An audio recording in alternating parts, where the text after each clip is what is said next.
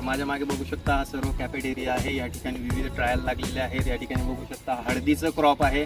त्याच्यानंतर इकडं आपण बघितलं तर या ठिकाणी उडीद लागलेलं आहे. त्याच्यानंतर त्या ठिकाणी कावपीचं पीक आहे. त्याच्यानंतर मिरची लागलेली आहे. मागं बघू शकता त्या ठिकाणी विविध असे क्रॉप त्या ठिकाणी लागलेले आहेत. तुरीचं सुद्धा क्रॉप लागलेला आहे. विविध कॅफेटेरिया आहे.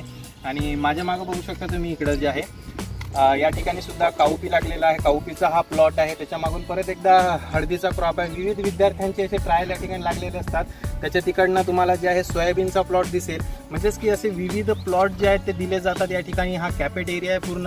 हे जो आहे हा BSc स्टुडंटचा कॅफेटेरिया आहे. या ठिकाणी BSc ॲग्रिकल्चरच्या स्टुडंटनी वेगवेगळे क्रॉप या ठिकाणी लावलेले आहेत.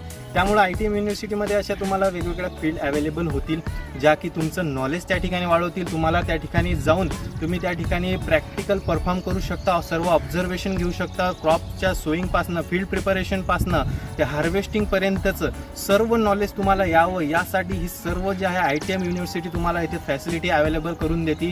जे की तुमची फील्डची अवेबिलिटी आहे. आणि इतर ठिकाणी तुम्ही जाल तर फील्ड त्या ठिकाणी तुम्हाला जास्त प्रमाणात अलॉट होत नाही. मात्र ITM युनिव्हर्सिटीमध्ये असं नाही आहे. तुम्हाला जेवढी फील्ड त्यासाठी त्या ठिकाणी लागेल तुमच्या ट्रायलसाठी तुमच्या एक्सपेरिमेंटसाठी तेवढी फील्ड तुम्हाला या ठिकाणी अवेलेबल करून दिली जाते.